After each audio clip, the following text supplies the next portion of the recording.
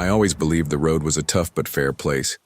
You drive, you do your part, you respect the time, and the road returns the favor by letting you move on. But I learned too late that there's a kind of evil that doesn't respect miles driven, experience, or courage. An evil that doesn't come from the darkness of the woods or something supernatural, but from real people capable of doing anything for money, silence, or revenge. And that night in the interior of Tennessee, as I crossed a forgotten stretch of a secondary highway, I understood that I was entering a route that no trucker should cross alone. My name is Marcus. I've been on the road for 24 years, and I've never believed exaggerated stories from truck stops. I've seen nasty accidents, overturned trucks, cargo theft, fights over freight, but I always thought that if you were careful and didn't get involved with the wrong crowd, the road would leave you alone. I truly believed that when I left Chicago carrying a load of electronic equipment to a warehouse in rural Georgia. Nothing out of the ordinary, just another night delivery trying to take advantage of the lighter traffic. The problem started when the GPS warned me about a heavy traffic jam on the main interstate and suggested a faster detour via a state route I barely knew. I was tired, annoyed, and running late, so I accepted without much thought. I left the well-lit, constantly moving road and plunged onto a single-lane road with no shoulder on the right, surrounded by dark vegetation on both sides. Within minutes, the streetlights were behind me, leaving only the headlights of my truck and a strip of damp asphalt ahead. The night was pitch black, moonless, with that kind of low fog that seems to creep along the ground. The illuminated dashboard of the cab, the constant rumble of the engine, and the rhythmic sound of the tires on the asphalt were the only things that kept me anchored to reality. I looked at the clock. It was past 2 a.m, the time when the world seems to shrink, as if only you, the truck, and the surrounding darkness existed. After about 20 minutes on that road, I saw something strange ahead. A red glow, stationary, too long in the same place to be a moving car. I slowed down. As I got closer, I realized it was a car partially blocking the road with its taillights on. The headlights were off, but the driver's door remained open, swinging slightly in the wind. Instinctively, I reached for the CB radio, but only heard static and a series of choppy noises, as if someone had ripped the antenna cable out. I slowed down even more, assessing the situation. There was no warning triangle, no one waving, nothing to indicate a request for help. The car's position was extremely strange, as if it had been left there precisely to force any vehicle to slow down. I saw marks on the asphalt, rubber scratches indicating that someone had braked abruptly. But it wasn't the kind of braking someone would do if they lost control. It looked more like a forced maneuver. My instincts kicked in. Any self-respecting trucker knows that, in certain areas, an abandoned car in the early morning isn't an accident, it's bait. I sighed deeply, shifted to a lower gear, and slowly passed by on the left, almost grazing the yellow line. As my truck moved forward, the headlights illuminated the interior of the vehicle. Empty seats, a jacket thrown aside, the radio still on with a low static. I thought I saw a dark stain on the passenger side floor, but it was too late to confirm. I preferred not to go back and check. I continued on, tense, alert to any movement. It was then that I noticed a distant point of light growing in the rearview mirror. Headlights coming too fast for that winding road. At first I thought it was just some impatient driver, another driver annoyed by the detour. But in a few minutes it became clear that this approach had something aggressive about it. The car stuck to my rear, flashing its high beams non-stop, as if it wanted to blind me through the mirror. I tried to stay calm. A loaded truck doesn't disappear from in front of anyone in the blink of an eye. I downshifted, maintained a constant speed, and signaled with my right turn signal, indicating that he could overtake on the next straight stretch. But instead of taking advantage of the opening, the car driver began to change his posture. He swerved the vehicle from side to side, dangerously approaching the rear of my trailer, as if he were measuring the exact distance to bump into me and destabilize me. That wasn't the behavior of an impatient driver. It was a threat. The road remained deserted. No houses, no gas stations, no rancher's truck, nothing. Just me, the brute, and that damned car stuck behind me. I tried turning the radio on again on a different frequency, but the static continued. For a moment I thought I heard a broken voice, a fragment of a sentence, and then silence. That gave me the strange feeling that someone, somewhere, was blocking communication.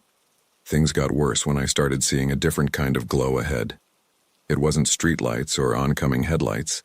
It was flashing, orange lights, like those used for roadworks. I thought it was a maintenance roadblock, the kind you find on secondary roads without warning. But as I got closer, I realized something was terribly wrong. The cones were arranged haphazardly, without any pattern. An old pickup truck, of indeterminate color, was blocking the road, and two silhouettes stood beside it, holding flashlights that were too bright, pointed directly at my windshield. No official license plate, no highway department emblem, nothing. It was a cheap roadblock setup, but enough to force anyone to stop. Anyone who wasn't already experiencing a racing heart and a suspicious car tailgating them. That's when it all hit me. The abandoned car behind me, the pursuer pressing me, the makeshift roadblock ahead.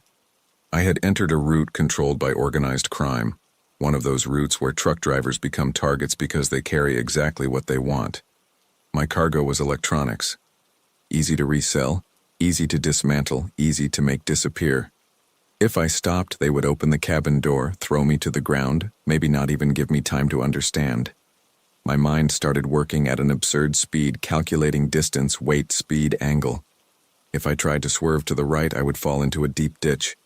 To the left, I would run into the truck blocking the road. Either I faced the roadblock or I accepted my fate. I gripped the steering wheel so hard my fingers went numb. I took a deep breath, floored the accelerator, and braced myself for impact. The engine roared, the truck surged forward like a wounded animal, and in seconds I was just a few meters from the barrier. I saw one of the men raise his arm, perhaps shouting something, perhaps trying to order me to stop. But that night I wasn't going to obey. The impact with the pickup truck made the entire cab vibrate. The sound of metal being crushed, glass shattering, and objects falling inside the cab mixed with my own muffled scream. I felt the truck tremble, but remained steady. The old vehicle was dragged to the side, partially spinning, opening a narrow gap. I ran over pieces of bumper, a crushed cone, and perhaps something else I preferred not to identify. In my rearview mirror, I saw the pursuing car brake desperately. It tried to avoid the wreckage, spun on the road, and ended up in the ditch. The image quickly faded as a sharp curve appeared ahead, demanding my full attention. I was alive, but far from safe. I continued driving with trembling hands, my chest heaving, feeling the sweat trickle down my back despite the chilly morning air. Any other driver would have stopped at the first pull-off to catch their breath, but I knew it wasn't time yet. If that group had the courage to set up a complete roadblock, they also had communication, radios, lookouts. Perhaps they were already informing someone further ahead. After a few kilometers, an old sign, almost covered by vegetation, caught my attention. Weighing station, 1 mile. I knew that most of these old stations had been decommissioned in that region, but some structures were still standing, occasionally used as a support point or makeshift shelter. The idea came to me instinctively. If I could hide the truck there for a while, maybe I could gain an advantage. I turned off the headlights for a few seconds, relying only on my memory of the road's layout, and turned towards the station entrance. The access road was narrow, covered in dry leaves, with deep cracks in the asphalt. I advanced slowly, afraid of getting stuck. When the building appeared, a strange feeling came over me. The old way station building was dark, with broken windows and faded graffiti on the walls. The large yard, where trucks used to line up, was almost entirely overgrown. It looked like it had been abandoned for years. I parked the truck behind the main structure so that only a piece of the trailer would be visible from the road, and turned off the engine. The silence that followed was almost deafening. I stayed inside the cabin for a few minutes, listening only to the ticking of the cooling metal. No approaching engine, no voices, nothing. Just the distant sound of crickets and the wind hitting some loose sheet metal. I grabbed my flashlight, checked that the door was properly locked, and got out, my heart still racing, determined to take a quick look around. The air smelled of mold and old gasoline. The ground was marked with tire tracks that didn't seem as old as the rest of the place. There were also recent footprints in the damp earth near the side entrance of the building, as if someone had been there not long ago. This put me on high alert. I had chosen that place to hide, but I was beginning to suspect that I was stepping into the very backyard of the person who was hunting me. Even so, I took a few steps to the door of the old scales office. A plaque lying on the floor still bore faded weight limit numbers. I pushed the door open carefully. It groaned loudly, echoing through the dark interior. My beam of light cut through the room, revealing peeling walls, overturned filing cabinets, a broken table. Up to that point, nothing out of the ordinary, just neglect. But when I turned the flashlight toward the corner where the old waiting area should have been, my stomach churned. There were relatively new plastic chairs, a makeshift table made of stacked boxes, leftover food in recently packaged containers, energy drink cans, water bottles, and cigarette butts thrown into a rusty tin. On the wall, a large map of the region, full of markings made in pen. Some routes were circled, others crossed out, and there were small points highlighted in red with notes next to them. I approached, feeling my throat go dry. No matter how many miles you drive, there comes a moment when the darkness of the highway seems to stare back at you. That night, I realized something was following my truck, not in the mirror, not on the road, but inside the cab, as if it had been sitting beside me since the beginning of the trip. I never paid much attention to what the road seemed to hide when night fell, until I realized that some parts of the country don't really become empty. They just become too quiet. It was on one of those nights between Amarillo and Oklahoma City that something started sharing the cabin with me without my invitation. On the night it all began, I left Amarillo after 9, loaded with steel coils, a full tank, and a tight deadline. The sky still had a remnant of purple and orange on the horizon, but the asphalt was already a black corridor cut only by the light of my headlights. The wind turbines lined up in the distance, their red lights flashing rhythmically at the top as if marking the pace of the journey. The radio played country music mixed with weather reports, and I felt like I was on autopilot, that familiar sensation of being only half awake, my body guiding the truck and my mind wandering. Gradually the road emptied. A car here, another there, then nothing. Just me, the roar of the engine and the side wind pushing the beast from time to time. I knew that stretch of road. I had crossed it several times at dawn, but that night the air seemed different, heavier. The sky seemed lower, as if it had descended a few meters and was now pressing everything into the cabin. With each song that ended, the silence between one station and another seemed to stretch a few seconds longer than usual. It was after a long curve, when the highway veered away from the wind farms, that I first saw it. A dark spot on the shoulder right at the edge of the headlight's range. It had no clear shape. It could have been a bush, a pole, anything. I only registered that it was tall and narrow. I blinked, adjusted my hands on the steering wheel, glanced quickly at the dashboard to check the temperature and pressure. When I looked back at the road, the spot was no longer there. I forced my mind to find a simple explanation. Maybe a reflex, maybe tiredness. I moved on. Tried to find another radio station, but only got static, bits of religious sermons and roadside motel advertisements. I turned off the sound, preferring the noise of the engine.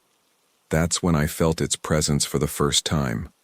There was no noise, no icy breeze, just the absurd certainty that I was no longer the only person in the cabin.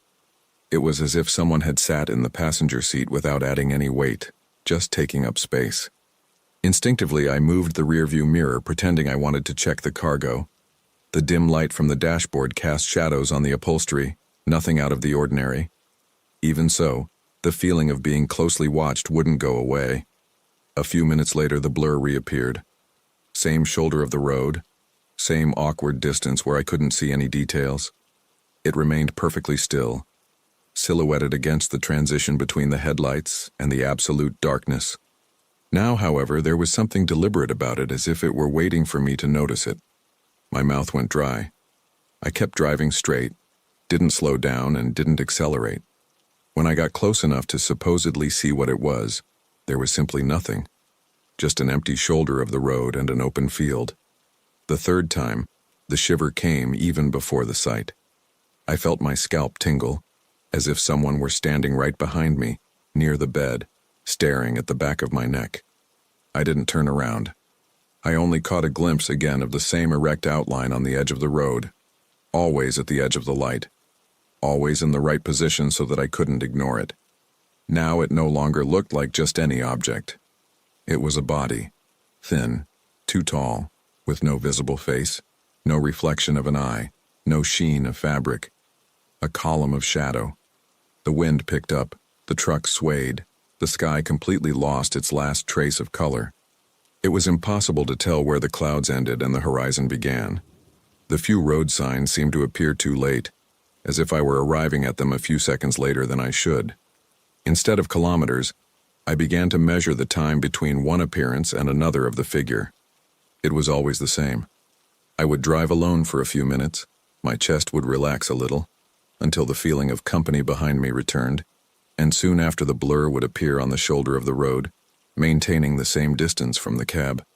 That's when something in the cabin started to change. Small things, details that no one would notice if they weren't extremely alert.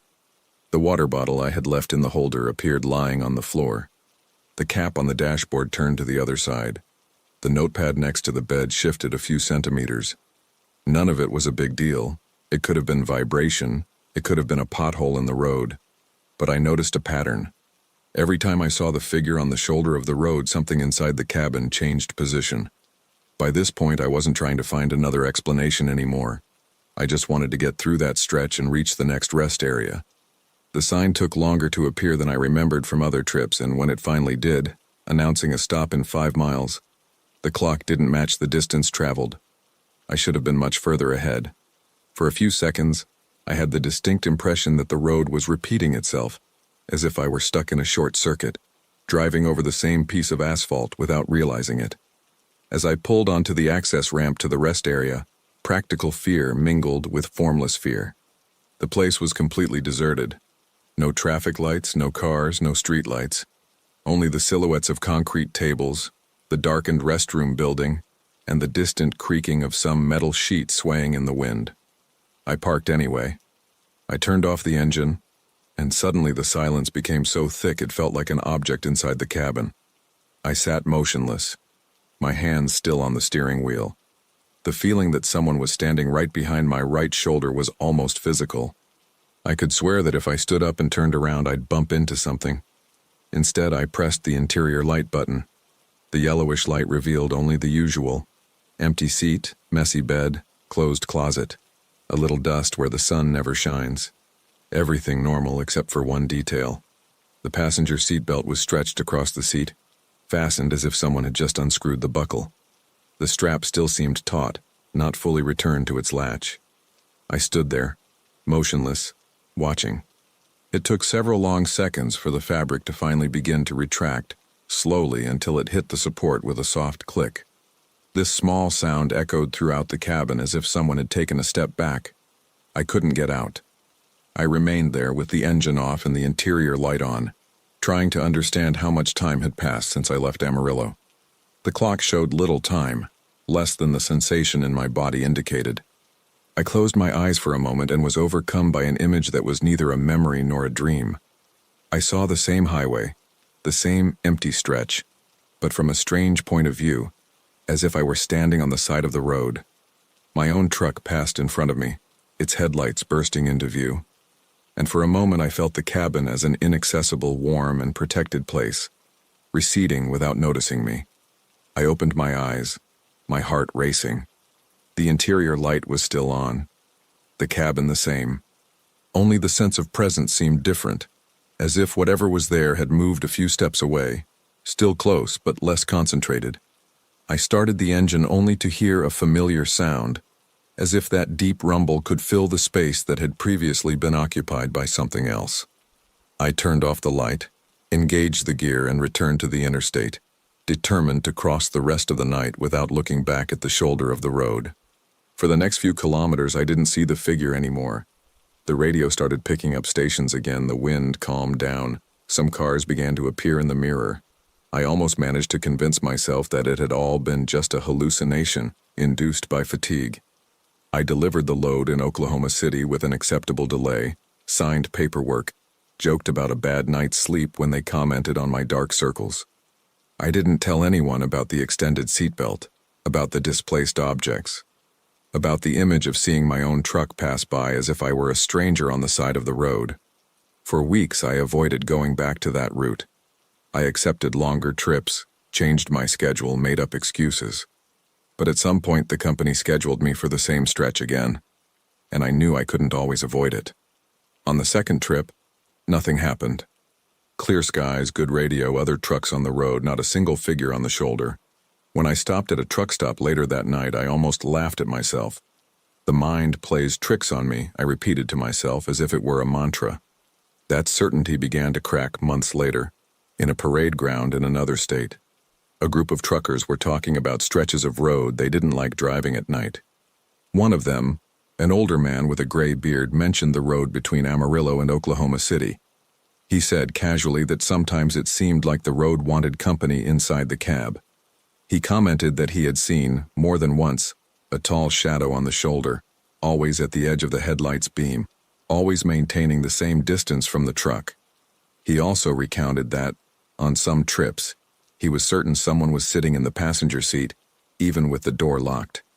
He said the seatbelt would appear fastened without him remembering using it, and that bottles and caps would move around. And then, almost as if it were a detail, he mentioned an old accident on that stretch of road. A truck that overturned in the middle of the night, the driver trapped in the cab waiting for help that took too long. No one could say how long he was there, alone, watching the headlights of other vehicles pass by in the distance without stopping. I don't know if that accident happened exactly like that, if the story was embellished by word of mouth.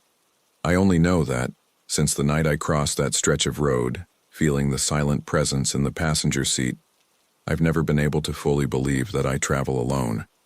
Even on bright days, with the sun blazing on the windshield and the radio playing loudly, I still occasionally glance at the passenger seat belt. Sometimes I find the buckle slightly turned, the strap a little out of place, as if someone had tested the fastening and given up. At those times I say nothing. I don't slow down, I don't speed up, I don't make promises. I just keep the truck aligned in its lane, my eyes on the endlessly repeating white line, accepting that certain parts of the road hold too many memories to let anyone drive completely alone. And I continue like this, night after night, sharing the cab with something I never asked for, but that the road, for some reason, decided to place beside me. I've started many a trip with a clear conscience, but that night, I turned the truck's key with a distinct feeling that something was wrong. Even before hitting the highway, the Salt Lake City distribution center yard was nearly empty, few lights on, a cold air cutting my face and a heavy silence surrounding the lined-up trucks. I had a shipment of electronic components heading to Kansas City, a high-value item that required double sealing, detailed registration, and signatures at every stage. Nothing out of the ordinary for me. What was unusual was how darker the night seemed than usual as soon as I left the yard behind. The clock struck just after midnight when I entered the interstate. The cabin was warm, the dashboard lit up in amber, the engine responding steadily. That deep rumble I knew better than my own voice. The road stretched ahead like a gray strip cutting through the darkness, and I, accustomed to traveling at dawn, knew that this was the best time to avoid traffic and meet tight deadlines. Still, there was something about the way the darkness leaned against the sides of the highway that made me more alert than usual.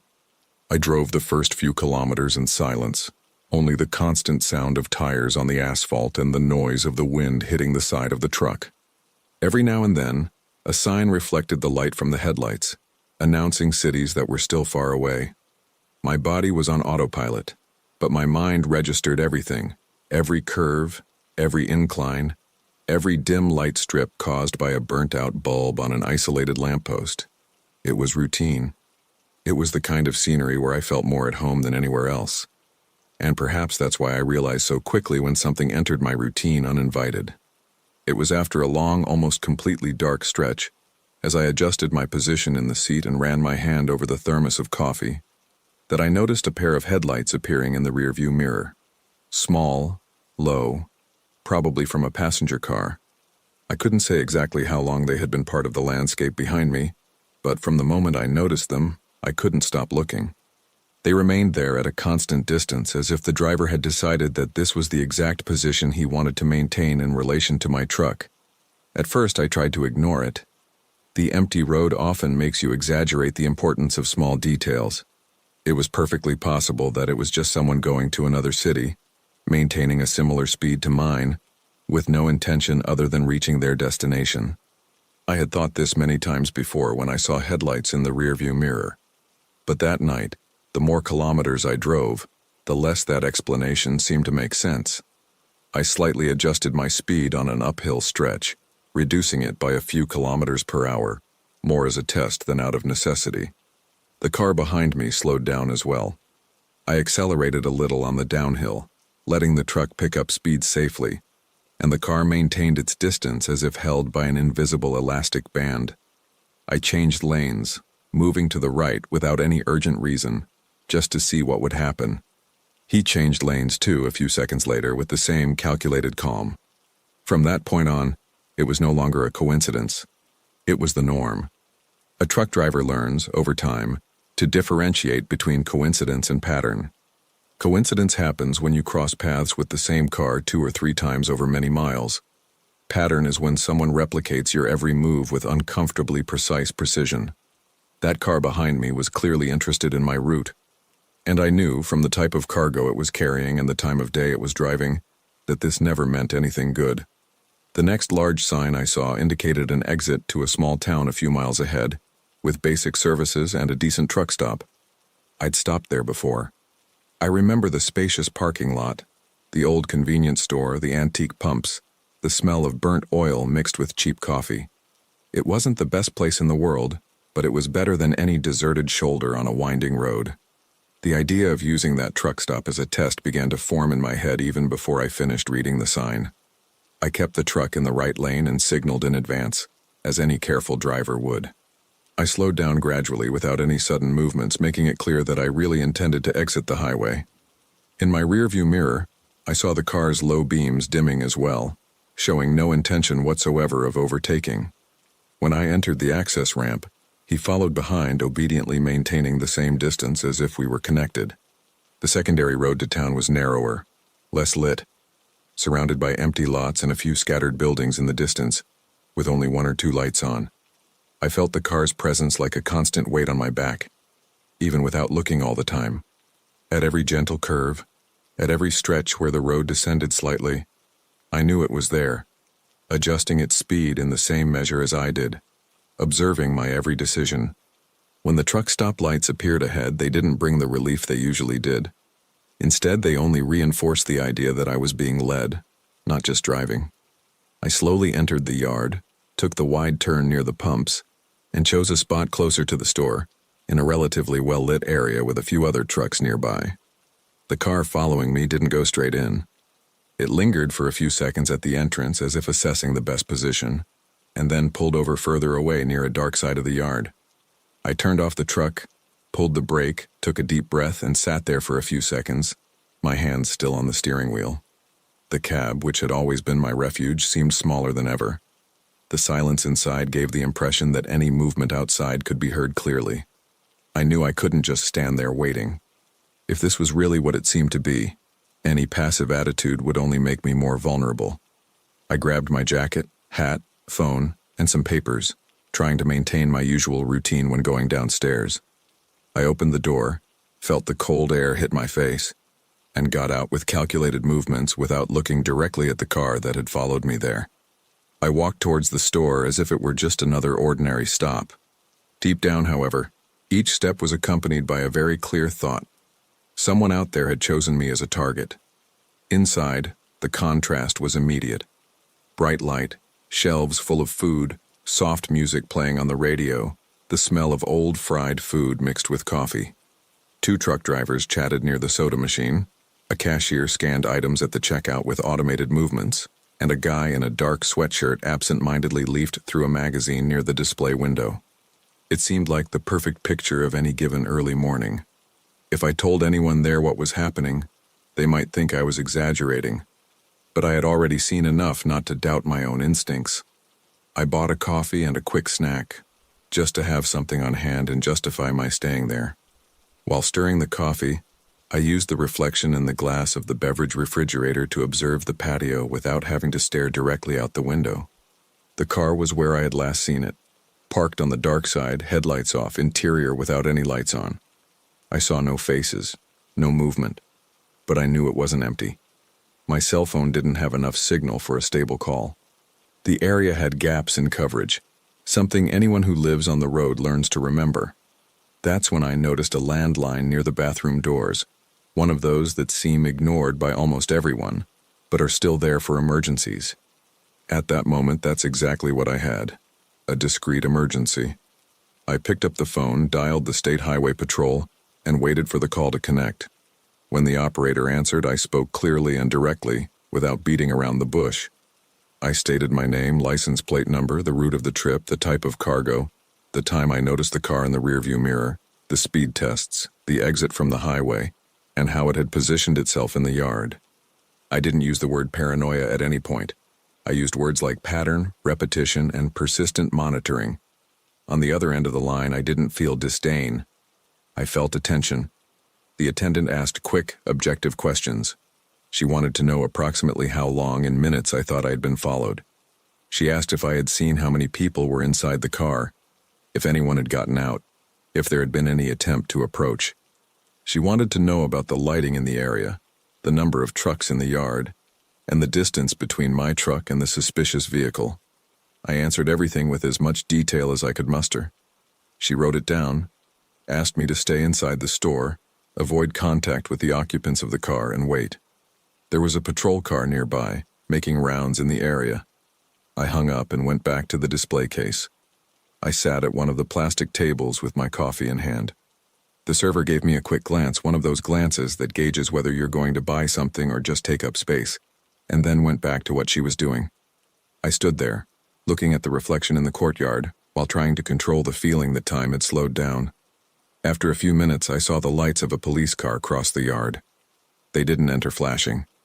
They entered discreetly, just with the regular headlights and a faint glow from the light bar on the roof. The car made a wide turn as if it were just doing a routine patrol, and then slowed down until it approached the dark side where the car was. I watched everything with my heart racing, but my face impassive. One of the policemen got out first, hand near his holster, posture calm and firm. He approached the car, said something I didn't hear. A few seconds later, the driver's door opened. Then the passenger door. 2 figures got out, hands in plain sight. The second patrol car arrived soon after, positioning itself to block any attempt at a quick escape. The procedure was quick, silent, very different from a movie. No shouting, no dramatic scene, just cold efficiency. Sometime later, one of the police officers entered the store and asked for my name. I stood up, documents in hand, and followed him to a table further away. He listened to me in silence, noted every detail, and at that moment, I knew I had done the only right thing that night. I haven't forgotten it.